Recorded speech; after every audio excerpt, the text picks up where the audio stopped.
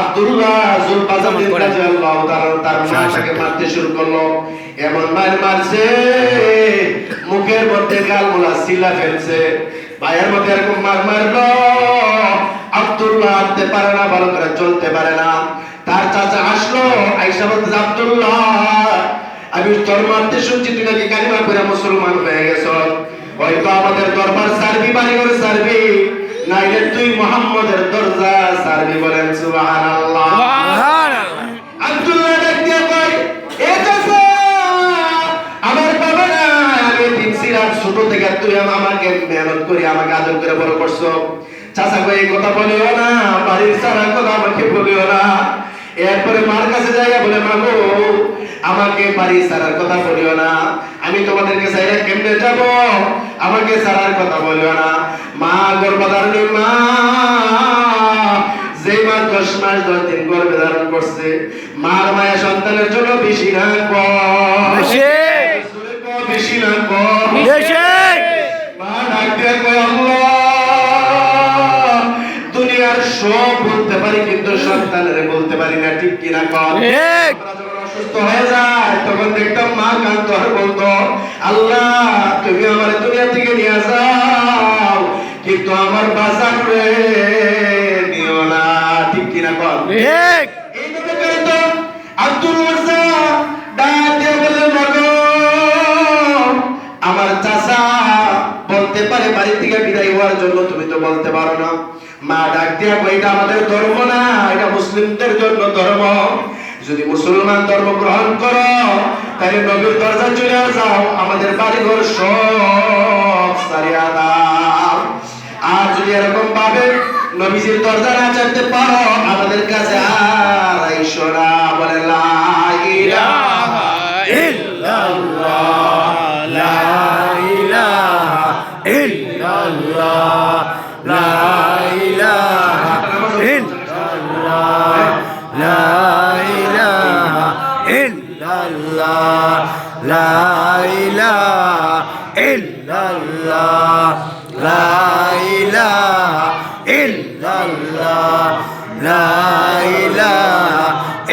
ইল্লাল্লাহ, লা ইলাহা ইল্লাল্লাহ, লা ইলাহা ইল্লাল্লাহ, লা ইলাহা ইল্লাল্লাহ, মুহাম্মাদুর রাসূলুল্লাহ। সবাই বলে সাল্লাল্লাহু আলাইহি সাল্লাম। সংক্ষিপ্ত সময় দীর্ঘ আলোচনা করা যাবে না। আল্লাহ রাব্বুল আলামিন সূরা আনকাবুতের মধ্যে তাফসীর করেন, পয়গম্বর নিজেও বেশি বেশি শিখেন, উম্মতদেরকে যারা মুসলমান তাদেরকে শিক্ষা দেন। আল্লাহর নবী যখন আব্দুল্লাহকে শিক্ষা দিলেন, আব্দুল্লাহ এমন শিক্ষা পাইছে, আব্দুল্লাহকে যখন বাড়ি ছাড়ার কথা বলেন, মা চাচারা যখন বলতে লাগলেন, আব্দুল্লাহ রে হয়তো নবীর দরজা ছাড়বি নাইলে আমাদের দরজা ছাড়বি। আব্দুল্লাহ চিন্তা ভাবনা করে উত্তর দেয়।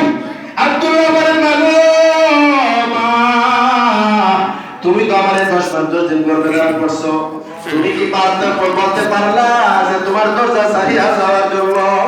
দুনিয়ার কোনো মা তো সন্তানকে বিদায় দিতে পারে না, ঠিক কিনা কর? ঠিক। আব্দুল্লাহর মা যখন বললেন, বাজার এটা তো আমাদের ধর্ম না, মুসলমান ইসলাম ধর্ম আর আমাদের ধর্ম হচ্ছে একেবারে আলাদা আলাদা, ঠিক কিনা কর? ঠিক। তোমার চাচা যা বলছে তাই সিদ্ধান্ত, নবীর দরজা ছাড়বা নাইলে আমাদের দরজা ছাড়বা। ওই সিদ্ধান্ত যখন শুনলেন, আব্দুল্লাহ যুলবাজার রাদিয়াল্লাহু তাআলা ডাক দিয়া কই, মা গো তোমাদের সিদ্ধান্ত আমি সিদ্ধান্ত নিয়েছি, তোমাদের বাড়ি ঘর জায়গা জমি সব ছাড়িয়ে দিতে আমি রাজি, কিন্তু আমার দয়াল নবীর কদম ছাড়তে আমি রাজি না। বলেন সুবহানাল্লাহ, সুবহানাল্লাহ, আল্লাহু জিন্দাবাদ। আব্দুল্লাহ বলেন, মা গো আমি সিদ্ধান্ত নিয়েছি, তোমার দরজা ছাড়তে পারবো, চাচাকে আমি ছাড়তে পারবো, আমার ধন সম্পদ আমি ছাড়তে পারবো, এমনকি আমার জন্মদারিণী মাকে আমি ছাড়তে পারবো, কিন্তু আমার মায়ার নবী দয়া নবী এতিম নবীর দরবার ছাড়তে পারবো না। সুবহানাল্লাহ। আব্দুল্লাহ যুলবাজারকে এইভাবে মার বললো, বলে যা যা নবীর দরজা যদি না ছাড়তে পারো আজকে থেকে বিদায় হয়ে যাও। আব্দুল্লাহকে লাথি দিয়া বাইর করে দিল। আব্দুল্লাহ যখন চলে যাইব, চাচা ডাক দিয়া কই, কি আব্দুল্লাহ, যখন আমাদের কাছ থেকে ছাইরা চলে যাস, তাহলে এক কাজ কর, তোর যে পরনে জামাটা, এই জামাটা তো আমাদের টাকার কিনা। বলেন নাউজুবিল্লাহ। আব্দুল্লাহ রে, তোর পরনের জামাটা হচ্ছে আমাদের টাকা, তোর যে টুপিটা এটা আমাদের টাকা কিনা, শরীরের সব জামা আমাদের টাকার কিনা। আব্দুল্লাহর এই জামাগুলো বুঝা দিয়া যা, কেমন লাগবে বলেন? সব জামা যখন বুঝা দিয়া গেলেন, শেষ পর্যায়ে লজ্জা ছাড় টাকার জন্য একটা পায়জামা বা লুঙ্গি, এই লুঙ্গিটা নিয়ে যখন চড়ানো যাইতে চাইছিলেন, এমন তো অবস্থায় তার চাচা ডাক দিয়া বলেন, আব্দুল্লাহ, পরনের যে সাইকেলটা, পরনের যে লুঙ্গিটা, এটা তো আমাদের টাকার কিনা, এটাও খুইলা রাইখা দিয়া। আব্দুল্লাহ কাঁদতে শুরু করলাম, বলল, চাচা এটা কি বলেন? এটা তোমার চাচার টাকা রাখা খরচ, এই কাপড়টা আমাকে আল্লাহর রাস্তায় ভিক্ষা দিয়া দেন। চাচা কইরা চাইেন না, এই কাপড়টা আমি বলতে পারবো না, লজ্জাস্থানে নিয়ে যাইতে পারবো না। শেষ পর্যায়ে চাচা ডাক দিয়া কয়, তুমি কান্না করলো, ভিক্ষা চাইলেও কোনো কাজ হবে না, এই যে জামাটা আমাদের টাকার কিনা, আব্দুল্লাহ এই জামাটাও কইলা দিয়া। শেষ পর্যায়ে চাচার থেকে বিদায় হয়ে মার পায়ে দিয়ে কান্না ডাক দিয়া বলে, মা গো, ও মা, আমার চাচা আমার এই লজ্জাস্থানের কাপড় কইরা দেওয়ার জন্য বলে, মা গো, তুমি তো আমার জন্ম দিয়েছো, কত লাথি তোমার কলিজার মধ্যে আমি পারছি, মা তুমি কি পারো না তোমার পক্ষ থেকে এই লজ্জাস্থানের কাপড়টা আমার দেওয়ার জন্য? আল্লাহ রাসূল ভিক্ষা চাইতে দাও। মা ডাক দিয়া কই, যখন আমাদের দরজা ছাড়বা, তাহলে এই লজ্জাস্থানের কাপড়টাও দিয়া যাও। আল্লাহু আকবার, আল্লাহু শেষ পর্যন্ত সন্তানগুলো বড় হয়ে গেল। শেষ পর্যায়ে লজ্জাস্থানের কাপড়টা বুইলা দিয়া আব্দুল্লাহ জুল বাজারি রাদিয়াল্লাহু তাআলা শিক্ষার জন্য, দ্বীনের জন্য, আল্লাহর মহব্বতে, নবীর মহব্বতে নিজের জীবনকে কুরবান করে দিয়েছে। সুবহানাল্লাহ।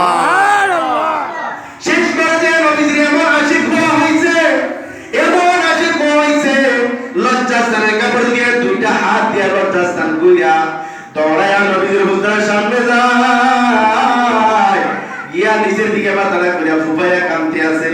কেমনে লজ্জাস্থান লইয়া নবীজির সামনে অনুপ অবস্থায় যাইবে, কান্না করতে করতে, কান্না করতে করতে ফুফাইয়া কাঁদতে আছে, কান্না করতে আছে। এমন তো অবস্থায় হুজরার ভিতর থেকে নবীজির কানে আওয়াজটা যায় বসা। আওয়াজ শুনে নবীজি বলে, কেন এ সাহাবীরা দরজাটা খুলিয়া দে, কে জানে কান্না করতে আছে, কে জানে কোনো ব্যথা পাইছে, কোন কষ্ট নিয়ে জানে কান্না করতে আছে, একটু দরজা খুলে দে। দরজাটা যখন খুলে দেখলো, সাহাবীরা কেন, নবী গো, এরা আর কেউ না, এরা তলি পরিবারের একমাত্র আদরের দুলাল সন্তান আব্দুল্লাহ। বলেন সুবহানাল্লাহ, সুবহানাল্লাহ। এত ধনী ছিল তার পরিবার, জায়গা সম্পদ, ধন সম্পদের অভাব ছিল না, অনেক বড় রাজকীয় ছিলেন, বাদশাহীর এরকম ছিলেন, তার চাচা তার মা অনেক ধন সম্পদের মালিক ছিলেন। এমন তো অবস্থায় আব্দুল্লাহর কথা যখন নবীজি শুনলেন, সাথে সাথে নবীজি পাশের দিকে দাঁড়িয়ে গেছে, দাঁড়িয়ে গিয়ে দরজার সামনে যায় ডাকতে, আব্দুল্লাহ কেন কান্না করস, আয় আয় আয়। আব্দুল্লাহ রে, আমার বুকের মধ্যে আয়, আমার বুকের মধ্যে আয়, বুকে জড়াইয়া ধরছে। আল্লাহ নবীও কান্দে, আব্দুল্লাহও কান্দে। এমন তো অবস্থায় আব্দুল্লাহর জিগাই নবীজি বলেন, আব্দুল্লাহ রে, কেন কান্দাস? তুই তো ধনী পরিবারের লোক, উলঙ্গ কেন, কেন কান্না করস? বলেন, মা আজকে রাতে যখন আমি বাসায় গেলাম, আপনার তারিখ শুনে যাইতে দেরি হয়ে গেছে, আমার মা আমাকে মারধর করছে, আর আমাকে বাড়ি থেকে তাড়াই দিছে। বলে, নবীর দরবার ছাড়বি না, আমাদের দরবার ছাড়বি। নবী গো, আমার মারে ছাড়তে পারি, আমার চাচারে ছাড়তে পারি, আমার রাজকীয় সব সম্পত্তি আমি ছাড়তে পারি, কিন্তু আপনার দরবার আমি ছাড়তে পারি না। আল্লাহ আল্লাহ। নবী আরো জড়াইয়া কান্দে, আব্দুল্লাহ রে, এত ধনী পরিবারের লোক, সকালে একটা জামা পরলে বিকালে আর পরে নাই, আর বিকালে একটা জামা পরলে সকালে পরে নাই, প্রত্যেক দিন দুইবার করে জামা পাল্টাইতো। এত ধনী, দামি দামি খাবার খাইতেন, দামি দামি পোশাক পরতেন, এত দামি দামি খাবার আর দামি দামি পোশাক পরে দেন, আল্লাহ নবী কো সব সাইরা চলে আসছো। আব্দুল্লাহ কান্দিস না, আয় আয় আয় খুজরার ভিতরে আয়। সাহাবীকে ডাক দিয়া কয়ে, সাহাবীরা তাড়াতাড়ি করে যাও, আমার দুইটা জুব্বা মুবারক আব্দুল্লাহর জন্য হাদিয়া দিয়া দাও। সুবহানাল্লাহ সুবহানাল্লাহ, আল্লাহু আকবার, জিন্দাবাদ। মায়া লাগি কি লাগে না? লাগে।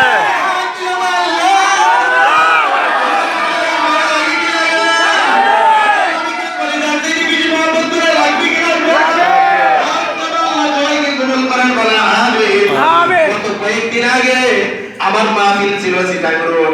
আমি যখন বয়ানে বসছি 2-3 মিনিটে পুরো মাঠ ঘুরে গেছে। মাঠ ঘুরে এমন মানুষ হয়েছে আর দাঁড়ায় জায়গা। আল্লাহ নবীর শানে কথা বলেছিলাম। আমি আমার সংক্ষিপ্ত আলোচনা 2-3 মিনিটে শেষ করে দেব, কারণ সময় সংক্ষিপ্ত। কষ্ট হবে না। আল্লাহ নবীর কাছে আসলেন, আল্লাহ নবী বলে, আব্দুল্লাহ আমার বুকে আয়। বুকে নিয়ে নবীও কান্দে, আব্দুল্লাহ কান্দে। এমন তো অবস্থায় একজন সাহাবীর ডাক দিয়ে কয়, সাহাবী যাও, আমার হুজরার ভিতরে যাইয়া আমার দামি একটা পাঞ্জাবি নিয়ে আসো। নিয়ে আইসা আব্দুল্লাহর গায়ে পরায়া দাও, আব্দুল্লাহর গায়ে পরায়া দাও। আব্দুল্লাহ খুশি হয়ে যাক। সুবহানাল্লাহ। আব্দুল্লাহ কাঁদতে শুরু করলো। আব্দুল্লাহ নবীজি জিগায়, কিরে আব্দুল্লাহ কেন কান্দ? তোর মনে কি আরো কষ্ট আছে নাকি? মার জন্য মনে হয়, তার চাচার কথা মনে হয়, তোর সম্পদের কথা মায়া লাগে নাকি কান্দ? বলেন না। কেন কান্দ? বলেন আমি কান্দি গো, আপনার জন্য কান্দি, আর পরকালে আমার আল্লাহ আমাকে মাফ করবে। সুবহানাল্লাহ সুবহানাল্লাহ। আব্দুল্লাহ কান্দিস না। এই যে আমার পরনের জুব্বা সারাটা দুনিয়া যদি কোটি বার বিক্রি করা হয়, আমার নবীজির জুব্বার সমান দাম হবে না, ঠিক কিনা?